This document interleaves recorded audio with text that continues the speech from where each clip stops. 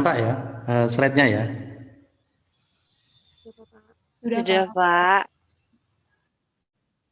Ya, baik. Jadi kemarin ada pertanyaan bagaimana kation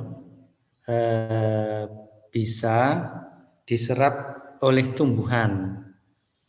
Sedangkan ketika kita berbicara secara umum, unsur hara itu disediakan atau cara tersedianya di sekitar akar tanaman ada 3 cara, yaitu aliran massa atau mass flow, kemudian difusi, dan mekanisme intersepsi akar. Nah, saya kemarin kurang tepat menjawabnya karena saya hanya mengarahkan bahwa kation itu bisa diambil melalui difusi. Itu seingat saya begitu. Semoga yang lain juga ingat. Nah, dari pertanyaan yang Anda sampaikan kemarin, salah satu dari teman Anda menyampaikan, kemudian saya menggali lagi.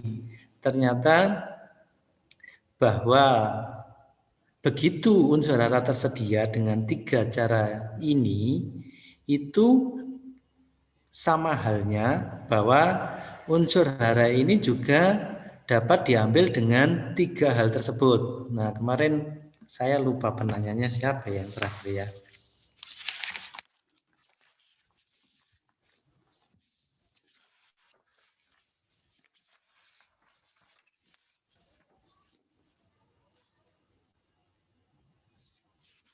Ya.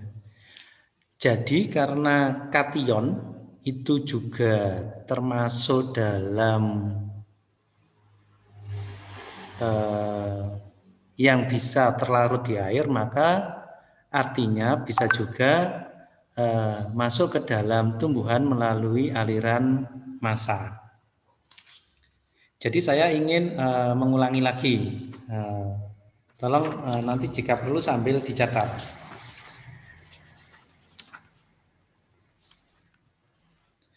Jadi jika kita berbicara tentang mekanisme aliran massa ini adalah suatu mekanisme gerakan unsur hara di dalam tanah menuju permukaan akar bersama-sama dengan gerakan massa air.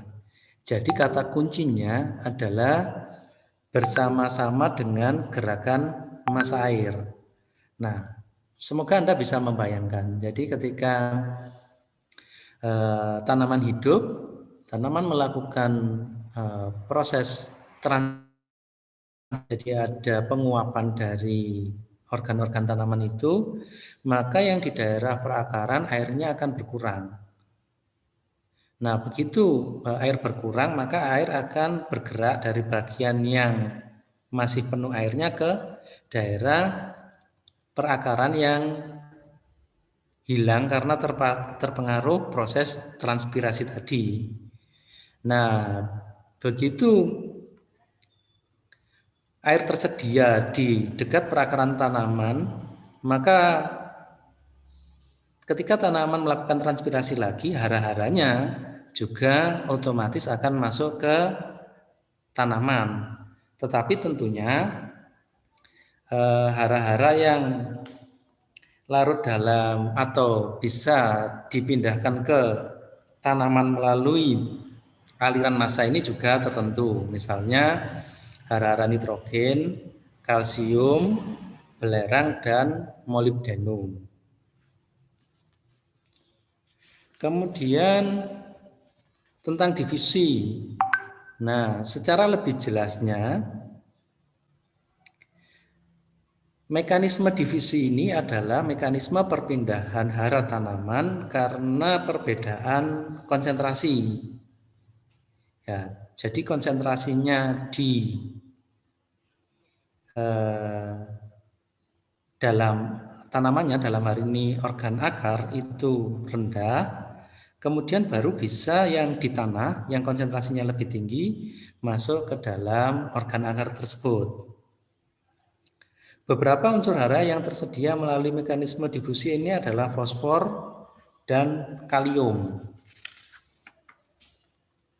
Sedangkan mekanisme intersepsi akar ini berbeda dengan kedua mekanisme sebelumnya. Jika kedua mekanisme sebelumnya yaitu mass flow dan difusi itu menjelaskan pergerakan unsur hara menuju ke akar tanaman. Tetapi intersepsi akar ini menjelaskan gerakan akar tanaman yang memperpendek jarak dengan keberadaan unsur hara. Jadi bisa dibayangkan karena dia bisa tumbuh lebih ke dalam dan lebih ke samping, maka area yang bisa dijangkau itu lebih luas sehingga unsur haranya lebih bisa tersedia. Nah, mekanisme penyerapan unsur hara yang terpengaruh oleh intersepsi akar ini diantaranya adalah kalsium.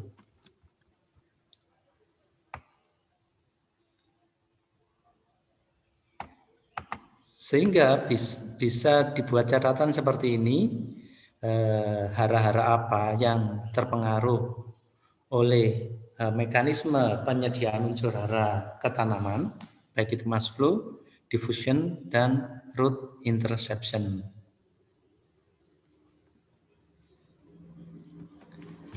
Agar lebih mudah membayangkan, ini adalah gambar yang bisa menginspirasi Anda. Jadi ada gambar akar di situ ya, di dalam tanah.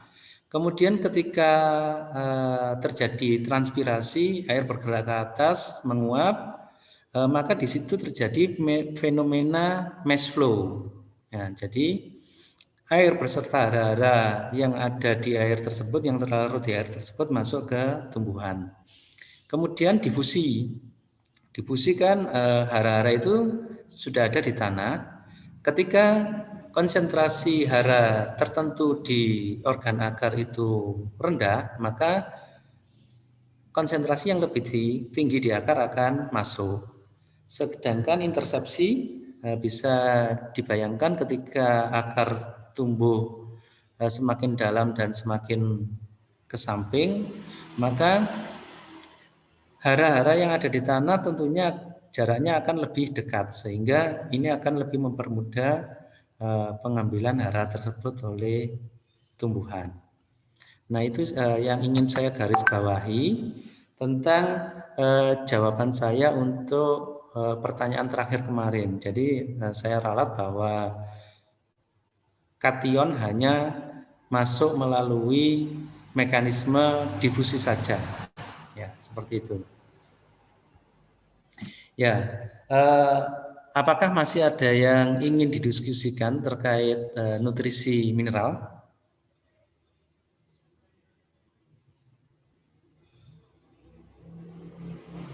Sudah cukup jelas ya?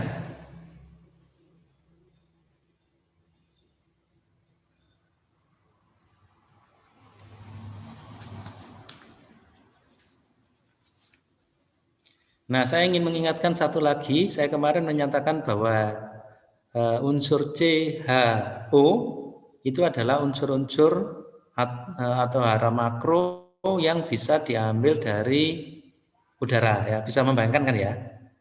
Tetapi tentunya unsur ini juga bisa diambil dari tanah. Saya tidak ingin Anda sekalian salah paham gitu ya.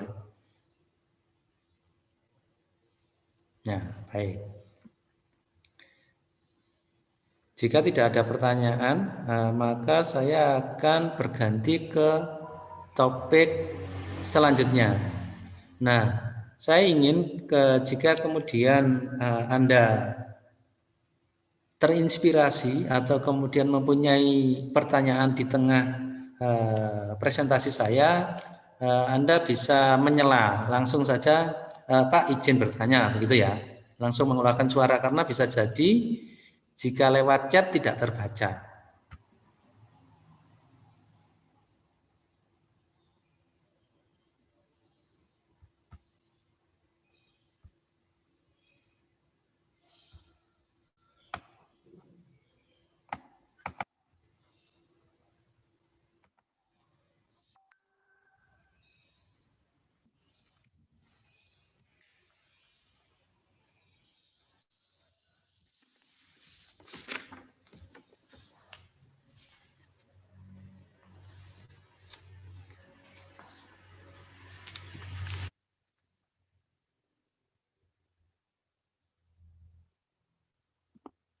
Topik selanjutnya sesuai di jadwal adalah respirasi dan metabolisme lipid.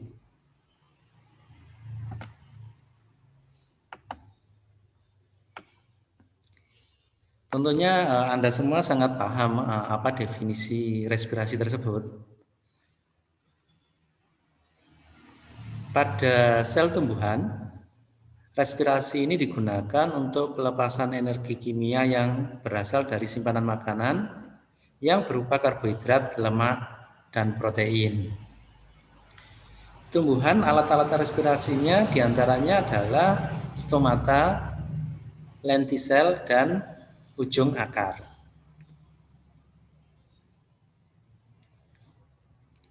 Sehingga ketika didefinisikan, respirasi bisa disebut sebagai proses metabolisme dengan cara menggunakan oksigen dalam pembakaran senyawa yang lebih kompleks seperti pati, gula, protein, lemak, dan asam organik sehingga menghasilkan molekul yang sederhana. Nah, molekul sederhana hasil respirasi itu contohnya karbon dioksida, air, serta energi dan molekul lain yang dapat digunakan oleh sel untuk reaksi sintesa. Respirasi dalam hal ini merupakan proses atau reaksi oksidasi makanan yang melibatkan aktivitas enzim dan energi transfer. Ada 25 enzim yang berperan dalam respirasi ini. Suatu senyawa disebut dioksidasi apabila kehilangan elektron atau atom hidrogen sehingga bilangan oksidasinya berubah. Misalnya pada reaksi dehidrogenasi, ini merupakan reaksi oksidasinya karena bisa kita lihat di sini atom A itu ketika menjadi produk dia kehilangan atom hidrogennya, kehilangan 2 atom hidrogen. Respirasi merupakan suatu proses yang kompleks yang meliputi penyerapan oksigen, perubahan karbohidrat, pelepasan tenaga, pembentukan senyawa intermedier, pelepasan karbon dioksida dan air, dan pengurangan berat tumbuhan.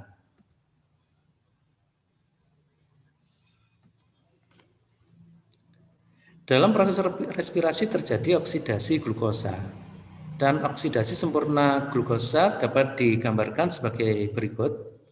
C6H12O6 ditambah 6O2 menjadi 6CO2 ditambah 6H2O ditambah 686.000 kalori. Yang dalam oksidasi sempurna ini dihasilkan 38 ATP.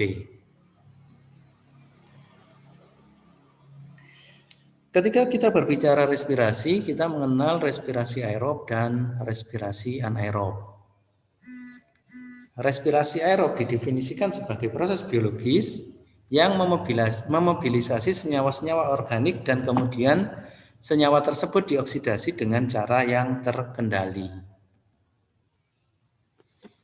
Yang harus Anda ingat untuk tahapan reaksi respirasi ini ada 3, yaitu glikolisis, 1 glikolisis, 2 sikloskrep, dan 3 sistem atau rantai transport elektron.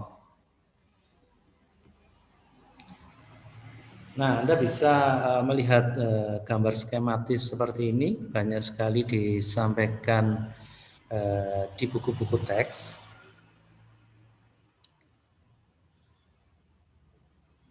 Dua tahapan yang pertama yaitu glikolisis dan sikloskrep merupakan jalur katabolik yang menguraikan glukosa dan bahan bakar organik lainnya. Glikolisis yang terjadi di sitosol bisa Anda lihat dalam gambar tersebut. Mengawali perombakan dengan pemecahan glukosa menjadi 2 molekul senyawa yang disebut pirufat. Siklus Krebs yang terjadi dalam matriks mitokondria menyempurnakan pekerjaan ini dengan menguraikan turunan pirufat menjadi karbon dioksida. Dengan demikian, karbon dioksida yang dihasilkan oleh respirasi merupakan fragmen molekul organik yang teroksidasi. Sebagian tahap glikolisis dan siklus Krebs ini merupakan reaksi redoks, di mana enzim dehidrogenase mentransfer elektron dari substrat ke NAD+ dan membentuk NADH. Kemudian kita bisa melihat langkah ketiga reaksi respirasi ini, yaitu rantai transport elektron. Rantai transport elektron ini menerima elektron dari produk hasil perombakan kedua langkah yang pertama dan melewatkan elektron ini dari satu molekul ke molekul yang lain. Pada akhir rantai ini, elektron digabungkan dengan ion hidrogen dan oksigen molekuler untuk membentuk air. Energi yang dilepas pada setiap langkah rantai tersebut disimpan dalam suatu bentuk yang digunakan oleh mitokondria untuk membuat ATP.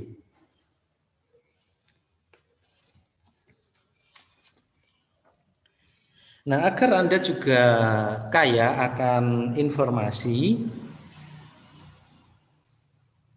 secara umum tahap respirasi tadi ada 3, yaitu glikolisis, kemudian siklus Krebs, dan sistem atau rantai transport elektron.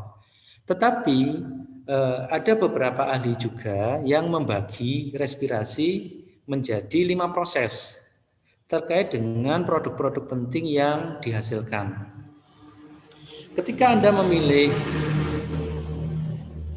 berpendapat apakah respirasi ini terdiri dari 3 tahap atau 5 tahap, Anda harus memahami betul alasannya.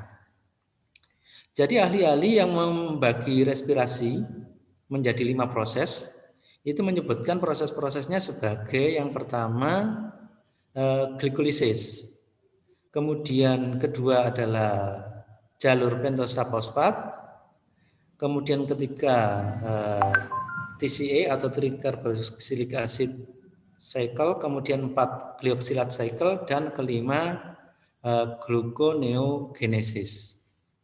Jadi bisa dipahami alasan-alasannya. Jika kemudian Anda membaca, ada yang menyebutkan 3 tahap respirasi dan 5 proses respirasi. Dalam materi saya akan lebih mengkaji pendapat yang menyatakan bahwa respirasi terdiri dari 3 tahap, yaitu glikolisis, kemudian siklus Krebs, dan transport elektron.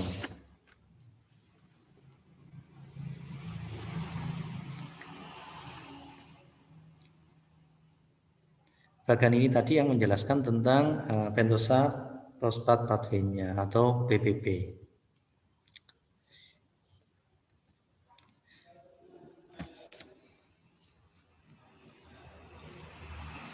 Pada glikolisis, inti dari keseluruhan proses glikolisis adalah untuk mengkonversi glukosa menjadi produk akhir berupa pirufat.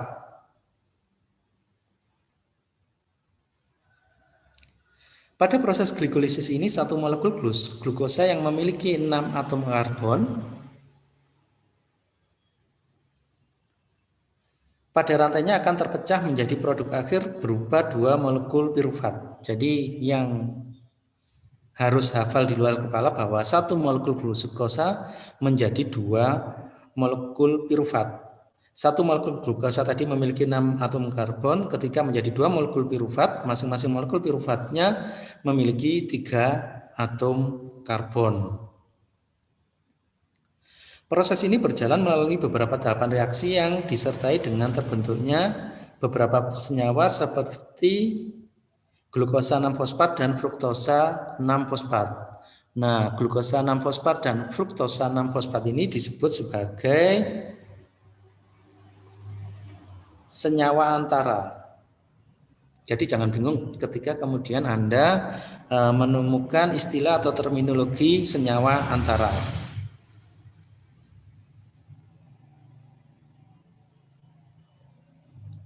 Selain akan menghasilkan produk akhir berupa molekul pirufat, proses glikolisis ini juga akan menghasilkan ATP serta molekul NADH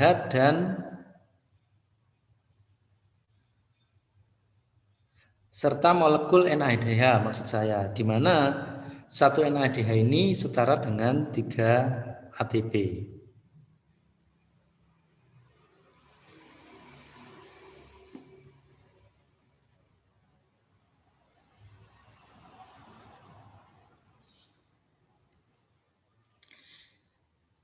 Tahap kedua adalah siklus Krebs. Ini terjadi di mitokondria.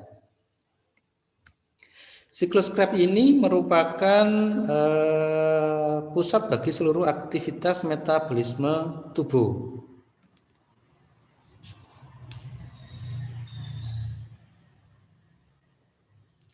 Siklus ini tidak hanya digunakan untuk memproses karbohidrat, namun juga digunakan untuk memproses molekul lain seperti protein dan juga lemak. Nah, tadi pada proses glikolisis dihasilkan pirufat. Sebelum memasuki siklus asam sitrat, molekul pirufat akan teroksidasi terlebih dahulu di dalam mitokondria menjadi asetil-CoA. Nah, kalau dilihat dari gambar skematis ini adalah setelah panah pertama. Jadi piruvatnya dirubah menjadi asetil-CoA dan CO. Molekul asetil-CoA yang merupakan produk akhir dari proses konversi pirufat kemudian akan masuk ke dalam siklus Krebs ini. Inti dari proses yang terjadi pada siklus ini adalah untuk mengubah 2 atom karbon yang terikat di dalam molekul asetil-CoA menjadi 2 molekul karbon dioksida. Jadi saya ulangi, intinya adalah mengubah 2 atom karbon yang terikat di dalam molekul asetil-CoA menjadi 2 molekul karbon dioksida atau CO2.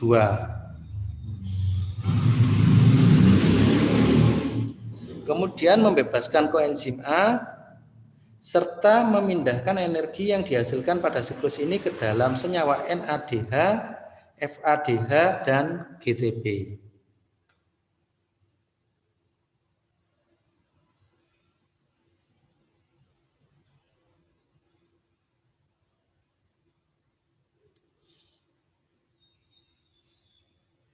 Kemudian untuk melanjutkan proses metabolisme energi, molekul-molekul yang dihasilkan di siklus Krebs diproses pada rantai transport elektron untuk menghasilkan produk akhir berupa ATP dan air.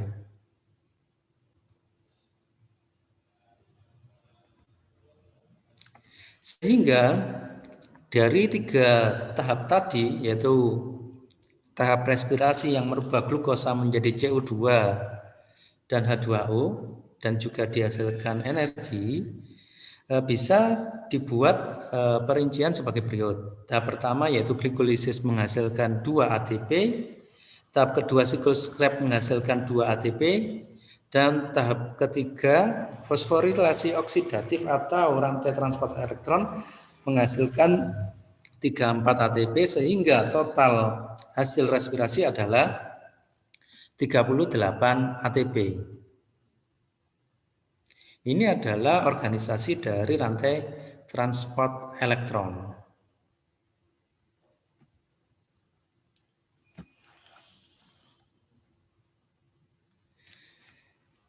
Ketika tadi kita sempat menyinggung tentang respirasi anaerobik, kemudian kita juga mengenal tentang respirasi anaerobik, yaitu respirasi yang terjadi tanpa adanya oksigen. Sistem transport elektron dan fosforilasi oksidatif tidak terjadi sehingga energi hanya dihasilkan pada tahap glikolisis. Tadi diingat pada tahap glikolisis dihasilkan 2 ATP. Dan di sini dikatakan penghasilkan energinya tidak efisien. Kemudian terjadi akumulasi senyawa yang tidak teroksidasi sempurna seperti alkohol dan aldehid. Anaerobic respiration ini atau respirasi anaerobik ini pada tanaman dapat bersifat sebagai racun atau dengan kata lain meracuni tanaman.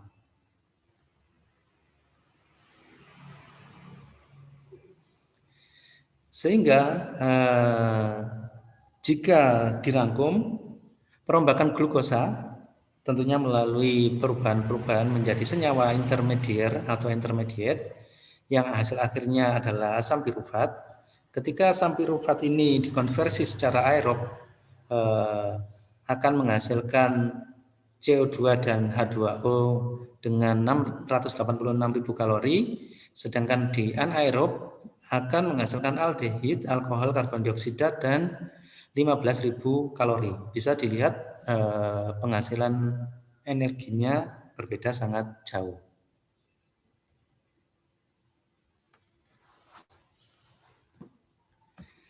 Faktor-faktor yang berpengaruh terhadap respirasi, yang pertama adalah umur.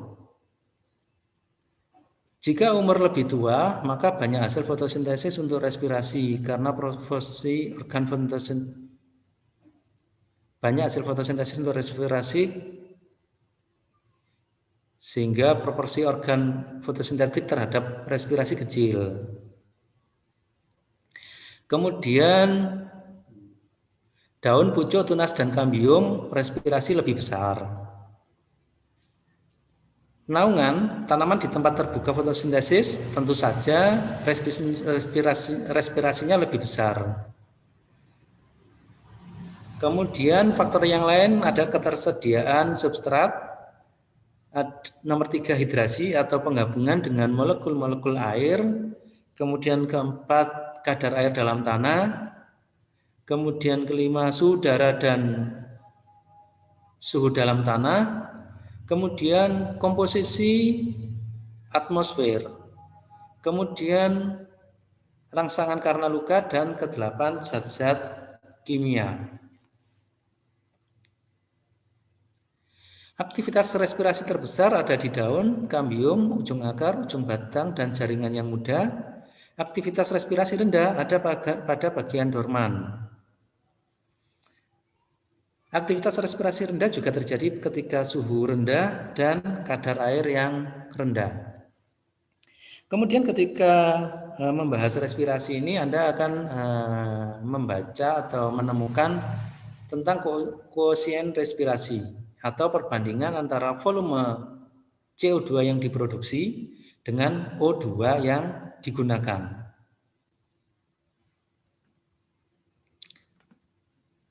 Jika RQ-nya sama dengan 1, artinya terjadi oksidasi sempurna karbohidrat. Karena di sini perbandingan antara CO2-nya dengan O2-nya itu sama dengan 1, atau dalam arti lain senyawa CO2 sama dengan senyawa O2-nya. Kemudian koefisien respirasi sama dengan 0,7 ini terjadi pada oksidasi protein dan lemak, dan RQ-nya lebih besar daripada 1, misalnya 1,33 terjadi pada tanaman sukulen.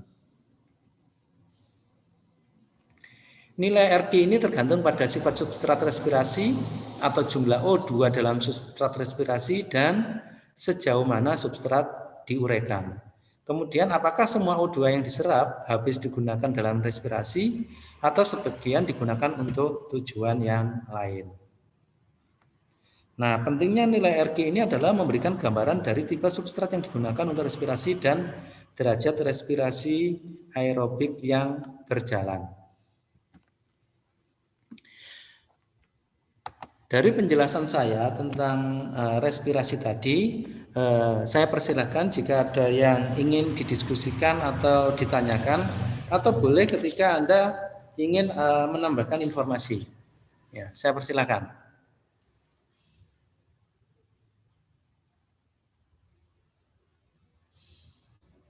Jika tidak ada, saya yang bertanya ini nanti.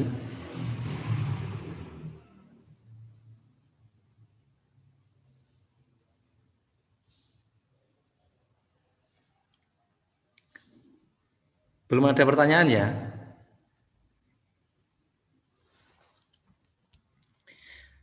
Nah, jika belum ada pertanyaan, saya mencoba menggali kembali pemahaman Anda, karena itu materi saya tidak saya share sebelumnya. Jadi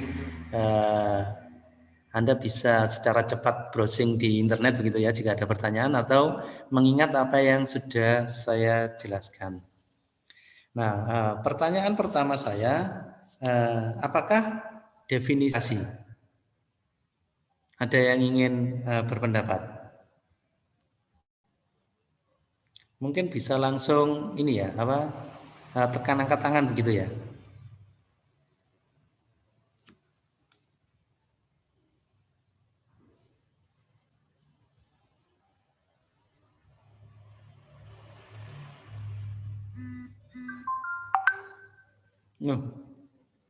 Tidak ada yang menjawab ini tadi. Sudah saya sampaikan tadi itu.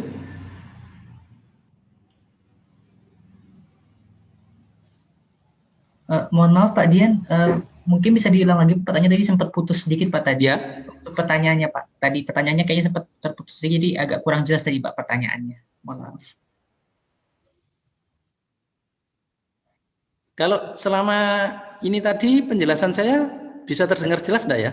Tadi jelas Pak, cuma pas tadi Bapak menyampaikan pertanyaan, tadi agak sedikit terputus Pak, jadi agak kurang jelas tadi. Pas bagian pertanyaannya saja Pak, pertanyaan Bapak. Ya, baik.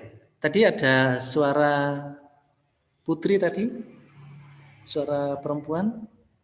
Iya Pak, itu mau tadi Pak Dian sempat definisi apa gitu, terus kayaknya belum lanjut gitu Pak. Jadi belum tahu definisi apa. Oh, putus ya, ya. Ya, baik. Saya langsung diingatkan ya, karena kan saya tidak bisa mendengar suara saya sendiri di Zoom meetingnya, gitu kan. Ya, saya rasa saya lancar-lancar saja kalau tidak diingatkan. Nah, pertanyaannya, apakah definisi respirasi? Ya, Imroatul, silakan. Iya, baik Pak. Baik, nama saya Imroatul dari kelas C. Dari pemaparan Bapak tadi, respirasi itu... Imroatul, sebentar, saya catat dulu. Iya Pak. Ya, silakan Imroatul. Halo, apakah sudah dengar? Ya, baik. Ya, sudah respirasi Imroatul. merupakan Silakan. proses metabolisme dengan cara menggunakan oksigen seperti pembakaran senyawa yang lebih kompleks seperti pati, gula, protein maupun lemak, atau asam organik lainnya, sehingga itu menghasilkan molekul yang lebih sederhana seperti karbon dioksida, air maupun energi dan molekul lainnya. Begitu Pak. Di situ itu digunakan menggunakan respirasi seluler sebagai alat untuk pelemasan energi kimia yang berasal dari simpanan makanan berupa karbohidrat, lemak, dan protein. Begitu Pak. Ya, jawabannya sudah tepat. Ya, saya kira Anda bisa menangkap penjelasan saya. Ya, jadi mungkin angkat tangannya bisa dihilangkan lagi. Kemudian pertanyaan yang kedua, tadi saya mengatakan bahwa respirasi ini dilaksanakan melalui 3 tahap. Dan ada beberapa ahli yang membaginya berbeda, yaitu menjadi 5 tahap atau 5 proses. Saya ingin ada dari Anda yang menyebutkan saja, tidak perlu menjelaskan, menyebutkan ketika dikatakan terjadi dari 3 tahap, tahap apa yang terjadi, yang 5 tahap, tahap apa yang terjadi. Ya, ada 4, Alaida ada 5. Terima kasih. Ya. Tadi saya melihat Lydia Agahari. Ya, silakan. Kalau ya Pak, saya Lydia dari kelas Lydia Agahari dari kelas apa? B, Pak. Dari kelas B. Dari kelas apa? B, Pak. Kelas B. biologi. Iya, suaranya agak kecil. Oh iya, maaf ya Pak. Suaranya agak kecil. Halo Bapak. Kelas Halo. B ya? Iya, kelas B, Pak. Halo? Halo Ya, Bapak. silakan. Ya, kalau begitu saya menjawab yang 3 ya Pak ya. Halo. Ya, silakan. Ya, tahapan respirasi yang Ya, terakhir. apakah suara saya? Halo Pak. Suara saya putus-putus ya? Suara saya putus-putus. Tidak, Pak. Tidak Pak, masih terdengar. Oh ya, ya. Silakan dia melanjutkan. Ya Pak.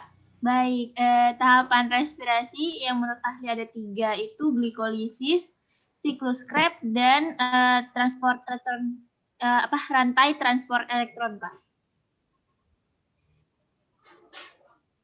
Halo Bapak. Ya, baik. Yang lain, ya saya terima jawabannya. Iya Pak, terima kasih Pak. Lydia ya.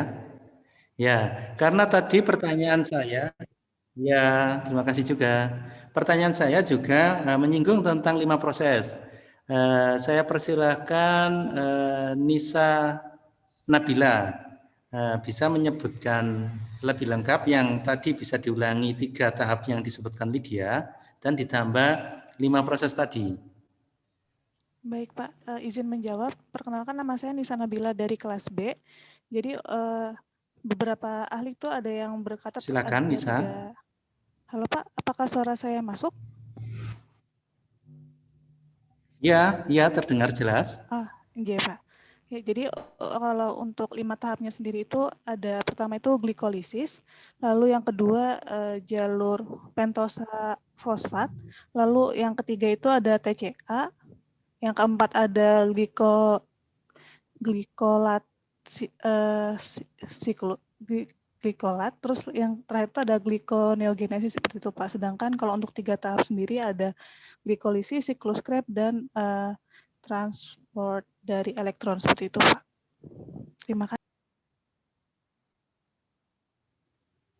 Ya, baik yang 5 tadi ya, saya ulangi, 1 glikolisis, 2 pentosa fosfat atau pentosa fosfat pathway atau PPP, yang 3 trikarboksilik acid, yang 4 glioksilat cycle, ya. Yang kelima gluconeogenesis. Ya, jadi Anda bisa membuat catatan tentang proses-proses itu dan jika tertarik tentunya bisa untuk belajar mandiri. Nah, apa saja itu tadi, kemudian bagaimana prosesnya, apa substratnya, apa produknya, begitu. Itu akan sangat menarik menurut saya. Ya, 2 orang tadi sudah mewakili. Ya, saya ingin mencatat. Belum saya catat yang angkat tangan tadi, hilang sudah. Sebentar. Imroatul tadi angkat tangan. Aufa Lutfi juga. Ya, belum berkesempatan menjawab. Barang Alaida juga. Barangkali nanti akan menjadi prioritas untuk pertanyaan selanjutnya. Nah,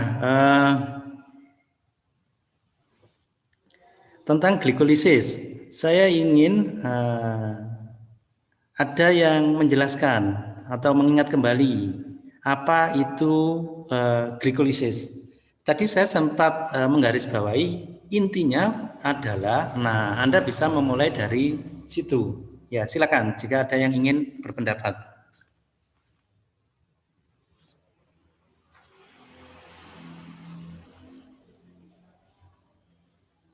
Ya, Danila, silakan Danila. Baik, apakah suara saya terdengar, Pak? Ya, suara Danila jelas. Danila dari kelas apa? Saya dari kelas C, Pak. Oke. Ya, silakan Danila. Ya, jadi dari catatan saya itu, glikolisis itu intinya adalah merubah glukosa menjadi produk akhir berupa pirufat. Jadi nanti satu molekul glukosa itu yang 6 atom karbon pada rantainya akan terpecah menjadi 2 molekul pirufat yang 3 atom karbon, Pak. Terima kasih. Ya, ya Danila, jawabannya saya terima.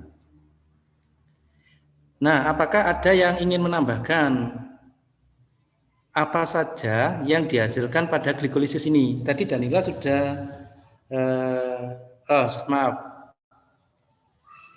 pertanyaannya, ya, apa saja yang dihasilkan di proses glikolisis tadi? Tadi Danila sudah menyatakan salah satunya adalah pirufat. Ya, saya melihat Aufa Lutfi. Silakan. Kemudian ada mikro umum. Siapa mikro umum ini ya? Namanya mikro umum ini siapa?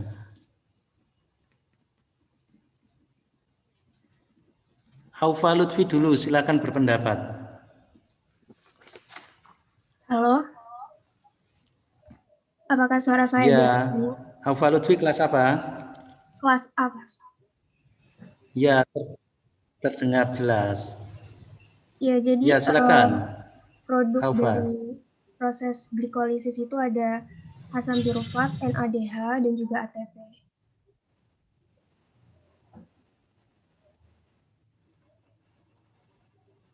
Ya, baik. Ya, saya dari beberapa pertanyaan ini, saya merasa bahwa Anda sudah cukup memahami tentang respirasi. Sekarang pertanyaannya lebih ditingkatkan. Nah, berapa jumlah ATP yang dihasilkan dari proses perombakan glukosa tadi?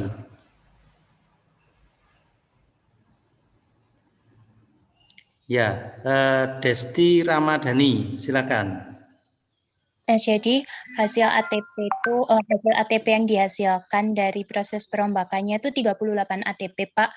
Jadi 2 ATP dari glikolisis, 2 ATP saat siklus Krebs, dan 34 ATP saat transport elektron.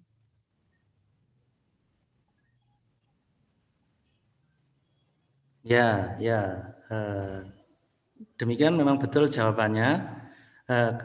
Jadi cara menjawab mahasiswa seperti itu ya. Jika ditanya berapa jumlah ATP, jangan kemudian cuma dijawab 38 ATP titik. Nah, itu kan repot itu ya jadinya yang memikirkan soalnya itu.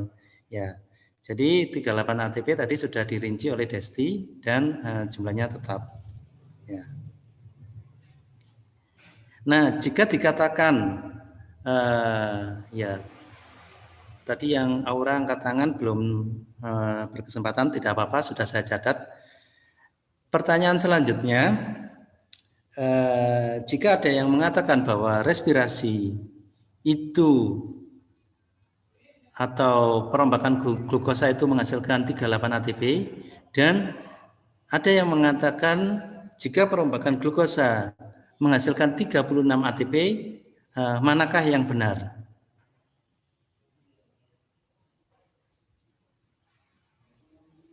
Ya, Yarisina, silakan berpendapat. Baik, Pak, izin menjawab. Kalau seingat saya, keduanya itu benar. Karena Yarisina dari kelas apa ya? Oh ya, maaf Pak, saya Yarisina dari kelas biologi B. Dari B ya, kelas B ya? Iya, Pak. Ya, silakan. Kalau dulu pernah dijelaskan itu, keduanya itu benar.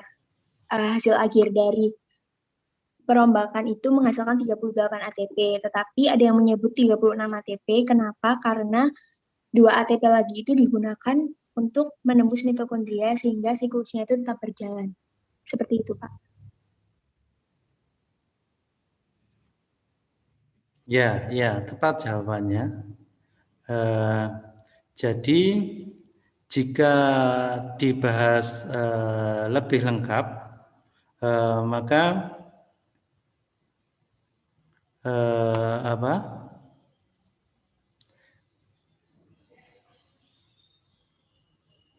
apakah respirasi itu menghasilkan 36 ATP atau 38 ATP, tergantung langkah yang dijalaninya atau tergantung pada saluran atau pintu yang dilewati NADH pada membran mitokondria. Ya. Jadi jika Anda tertarik lebih dalam tentang hal ini, Anda bisa membuat catatan bagaimana jika NADH menembus membran mitokondria melalui saluran malat aspartat. Kemudian bagaimana jumlah ATP-nya jika NADH menembus membran mitokondria melalui saluran gliserol fosfat. Nah, yang dijelaskan oleh teman Anda tadi ini sehingga menjadi 36 ATP adalah ketika membran mitokondria melalui saluran gliserol fosfat, gitu ya. Ya, saya pikir hebat-hebat ini mahasiswa di kelas fisiologi tumbuhan ini. Ya, oh iya tadi yang sudah menjawab belum saya catat kelasnya tadi Desti. Desti kelas apa ya? Saya kelas A, Pak. Desti Ramadhani. Iya, kelas A, Pak. Kelas A, baik, terima kasih. Terima kasih. Ya. Saya ingin melanjutkan sedikit tentang metabolisme lipid. Ya, jadi saya anggap untuk yang respirasi sudah bisa dipahami.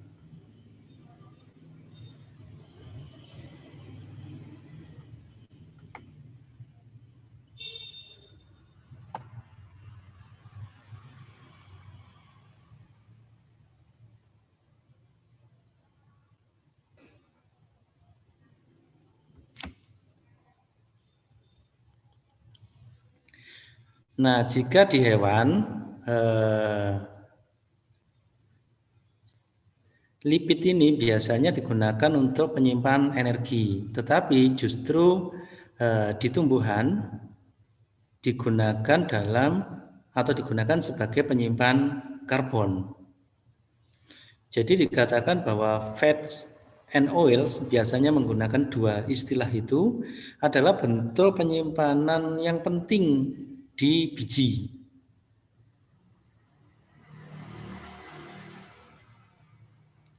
Kemudian di beberapa buah juga, misalnya olives dan alpukat, bahasa Indonesianya cara nulisnya gimana ya?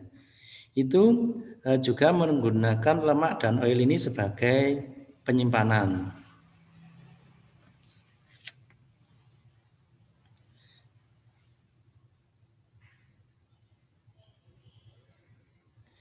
Nah, lipid ini dikatakan mempunyai bentuk karbon yang tereduksi lebih dari karbohidrat sehingga energinya lebih besar. Jadi 1 gram fat atau oil itu mengandung 40 kilojoule atau 9,3 kilokalori energi. Dibandingkan dengan misalnya di pati yaitu 15,9 kilojoule atau 3,8 kilokalori.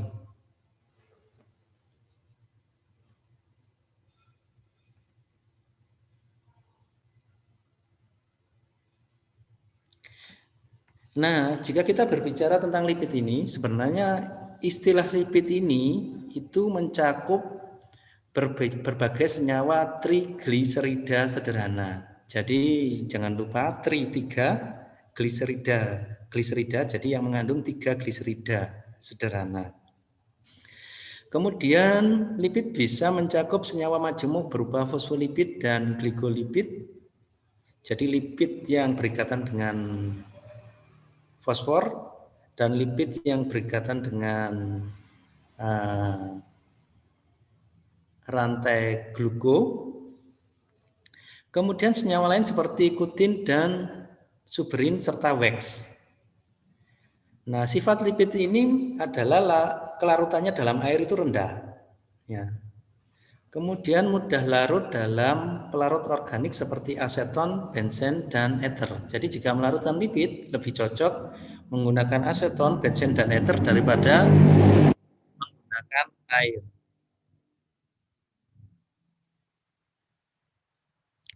Kemudian pada tumbuhan, lipid ini dikelompokkan menjadi lipid sederhana, kutin, suberin, dan wax. Kemudian lipid majemuk, jadi karena ada lipid sederhana, ada lipid majemuk. Kemudian ada isoprenoid atau terpen dan derivatnya.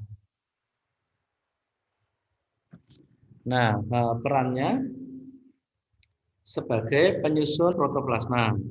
Kemudian cadangan makanan dalam biji. Kemudian sebagai lapisan pelindung bagian luar daun, buah, biji, dan batang. Terutama pada tumbuhan yang hidup di iklim yang panas, seringkali lapisan pelindung ini ditemukan di hampir semua organ atas tanahnya, baik itu daun maupun batangnya. Kemudian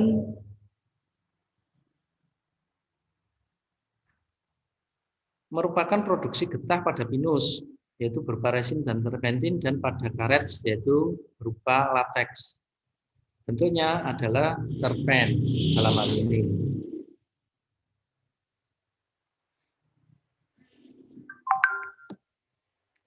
Nah, bagaimana sintesisnya?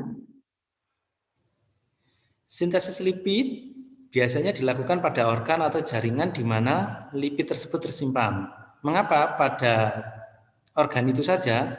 Karena lipid ini tidak larut dalam air sehingga tidak mudah ditranslokasi. Jika untuk senyawa-senyawa yang mudah ditranslokasi kan mungkin prosesnya bisa berpindah-pindah antar jaringan atau antar organ, tetapi karena lipid ini tidak larut, tidak mudah dipindah, maka sintesisnya itu dilakukan di organ atau jaringan di mana lipid tersebut disimpan. Kemudian sintesis dan akumulasi lipid pada buah dan biji biasanya terjadi secara cepat bersamaan dengan pembentukan buah dan biji tersebut.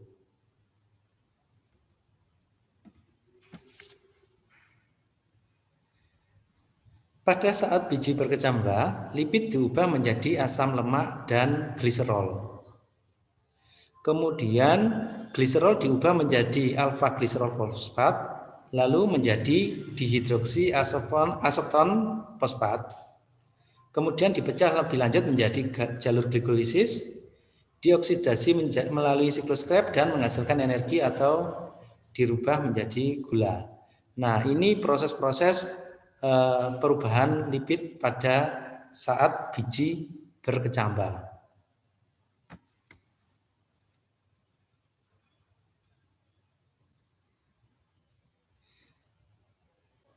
Asam lemak bisa kemudian diubah menjadi asetil-CoA yang selanjutnya dioksidasi melalui siklus Krebs. Jadi tadi asetil-CoA adalah bahan untuk siklus Krebs. Kemudian dihasilkan energi ATP dan NADH atau masuk ke siklus glikosilat. Sehingga asam lemak tadi diubah menjadi gula atau karbohidrat. Nah, tadi ada beberapa jenis lipid.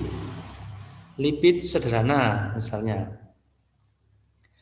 Yang termasuk dalam lipid sederhana adalah trigliserida yang merupakan ester dari gliserol dan asam lemak.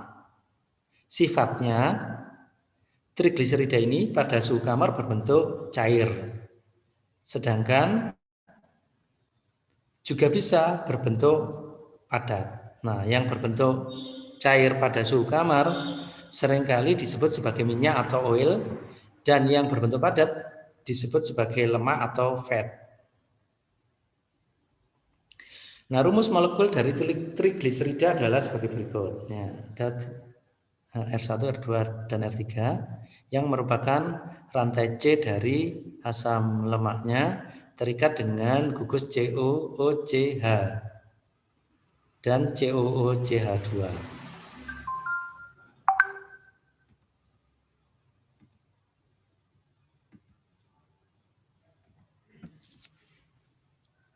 Nah, pada tumbuhan perlu diingat bahwa sintesis trigliserida ini terjadi pada mitokondria, glioksisom, dan retikulum endoplasma. Lipid juga disintesis dalam kloroplas. Nah, reaksi sintesis trigliseridanya diawali dari pembentukan alfa gliserofosfat. Nah, kemudian membentuk gliserol dan pembentukan berbagai asam lemak dari asetil-CoA.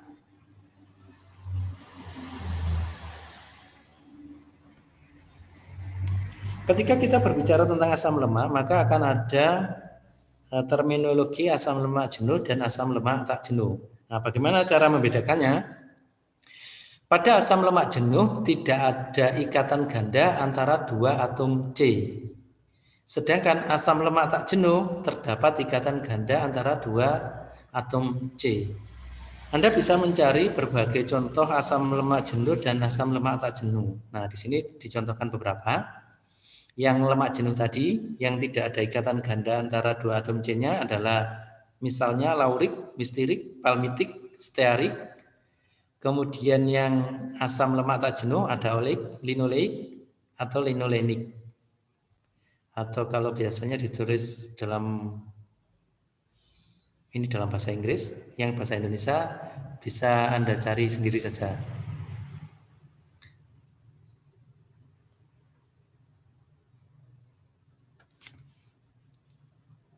Variasi kandungan asam lemak dipengaruhi oleh jaringan tanaman, iklim misalnya.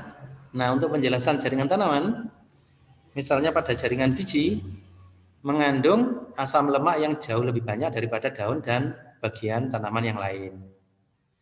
Kemudian tumbuhan yang hidup di daerah iklim dingin mengandung lebih banyak asam lemak tak jenuh daripada tumbuhan daerah iklim panas.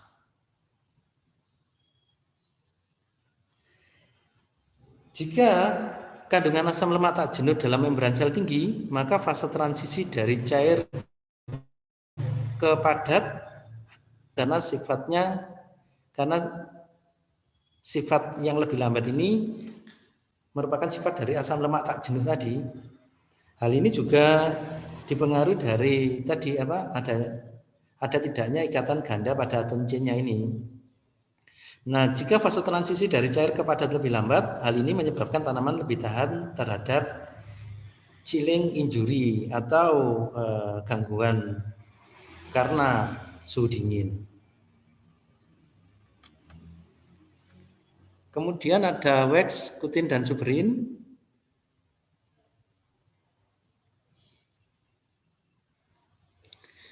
Nah, bagian tanaman yang biasanya tersusun atas kutin dan wax ini adalah kutikula. Kutikula pada tumbuhan di tempat terbuka lebih tebal daripada tanaman di tempat teduh. Perlu diingat juga bahwa kandungan kutikula ini juga ditentukan oleh faktor genetik.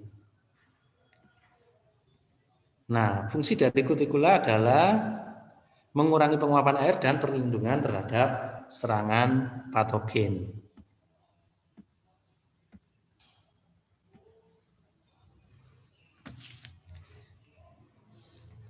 Kemudian wax. Wax ini disintesis di sel epidermis, misalnya buah apel. Kemudian wax ini merupakan ester dari rantai alkohol monohidrat dan asam lemak. Wax mengandung alkana, alkohol primer, dan asam lemak bebas. Ya. Jadi itu beberapa hal yang mungkin perlu digarisbawahi. Wax ini ada beberapa yang mempunyai nilai ekonomis yang tinggi. Misalnya pada daun dan tangkai palmai Spesiesnya Copernisia cerevera atau Ceroxylon andicola. Kemudian kutin, ada suberin, ya tidak saya baca detail, bisa Anda buat catatan dan Anda cari di textbook agar sesi online-nya tidak terlalu lama. Kemudian lipid majemuk, Anda harus bisa membedakan lipid majemuk dengan tadi lipid sederhana. Kemudian jenis yang keempat yaitu isopren dan terpen. Isopren dan terpen ini mempunyai nilai ekonomis yang tinggi yang dikenal secara luas sebagai essential oil, resin, karotenoid, dan karet. Maaf.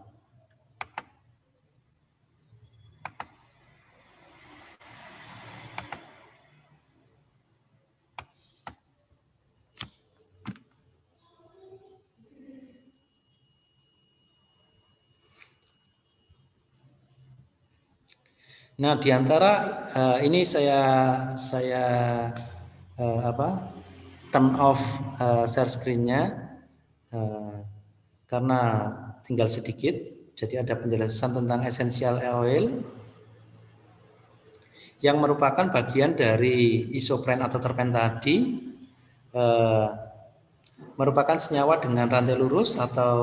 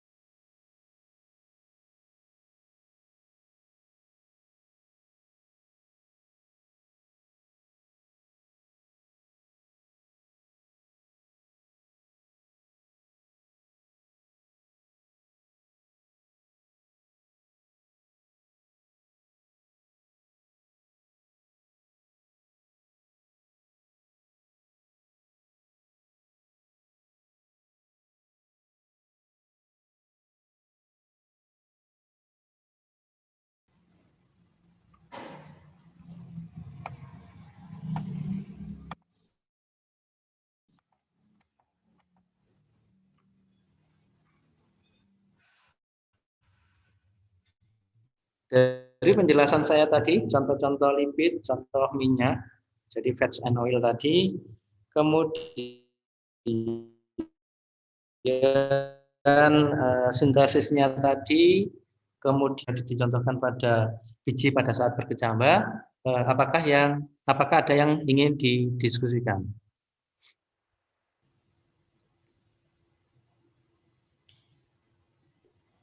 Permisi, Pak. Ya, Wanda. Iya. Silakan. Wanda dari kelas apa? Iya, saya Wanda dari kelas B, Pak. Izin bertanya. Mohon maaf sebelumnya, Ya, tapi silakan. yang tadi itu materi tentang cutin, wax, dan suberin itu saya kurang bisa memperkirakan itu bagaimana, membayangkan gitu loh, Pak. Bagaimana bentuknya di tumbuhan itu bagaimana gitu, Pak. Mungkin bisa di itu apa? Oh iya. Itu, Pak. Terima kasih. Ya, baik. Ya, sama-sama. Sebentar. Yang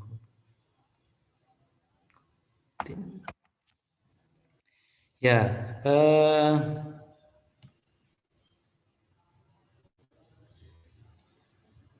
Kutin Suberin. Ya, eh, pernah mendengar istilah pita Kasparian ya? Iya, Pak. Nah, itu sebenarnya juga disusun oleh Suberin. Nah, semoga bisa membayangkan diagramnya. Biasanya kan ini digunakan diagram simplas dan apoplas itu lah ya. Kemudian ada pembatas pita Kasparian, atau yang dikatakan bahwa pita Kasparian ini yang membatasi pergerakan air tidak bisa menembus pita ini. Nah, sebenarnya ketika Anda memahami bahwa pita Kasparian ini diantaranya disusun oleh Suberin, mudah memahaminya. Ya karena apa? Karena merupakan bagian dari lipid tadi, ya susah ditembus air, sehingga airnya dibatasi oleh pita Kasparian ini. Itu yang misalnya supaya bisa membayangkan Suberin. Nah, tentunya ketika kita berbicara bahwa Suberin ini mengandung asam, alkohol, dan senyawa fenolik dengan rantai yang panjang, ya harus melihat struktur kimianya. Memang susah dibayangkan. Itu semoga bisa membantu untuk yang Suberin. Kemudian yang di tanaman yang supaya bisa dibayangkan seperti yang sudah saya singgung tadi, misalnya kutikula. Nah, kutikula ini ada di permukaan luar batang, ada juga yang di permukaan luar daun, dan ada juga yang di permukaan luar buah. Nah, Anda sekalian ada yang pernah melihat fotonya kutikula atau belum?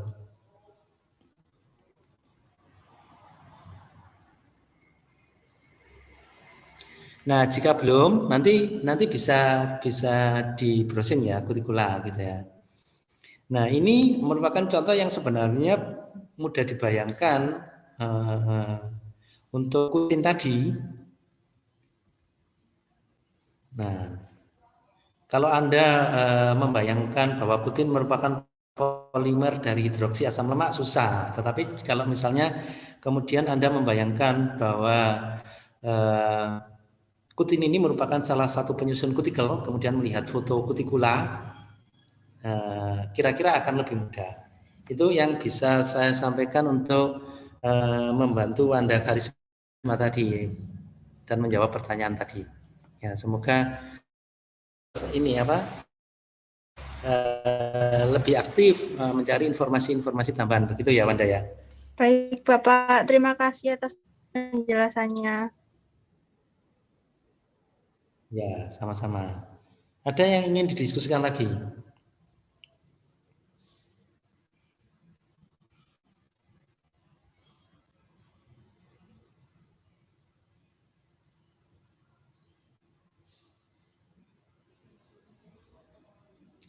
Ya, jika tidak ada, maka kuliah saya anggap cukup untuk metabolisme lipid dan lemak. Jika kemudian Anda terpikir dengan materi saya yang kemarin dan masih ada pertanyaan, saya beri kesempatan jika masih ada. Permisi, Pak. Ya, Hesti. Silakan, Ya. Hesti. Ya, nama saya Hesti dari kelas C. Saya izin bertanya, Pak. Tadi di slide PPT dijelaskan bahwa sintesis dan akumulasi lipid itu lebih cepat terbentuk di biji, Pak. Itu kenapa ya, Pak? Terima kasih. Ya.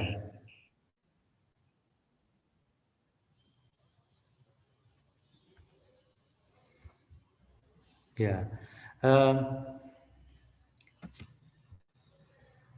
secara sederhana tadi kita kan tahu bahwa lipid itu dibentuk di mana nanti bagian itu disimpan. Nah, kita tahu kan biji banyak membutuhkan lipid dan tanaman tentunya karena biji banyak membutuhkan lipid ini, maka sintesisnya di organ atau jaringan biji ini lebih cepat karena tanaman menganggap ini lebih dibutuhkan, begitu kira-kira. Ya. Jadi di organ yang lebih membutuhkan, maka sintesisnya akan lebih cepat. Itu yang bisa saya garis bawahi, Hesti. Semoga bisa menjawab. Ya, baik Pak. Terima kasih atas penjelasannya. Ya, sama-sama. Masih ada?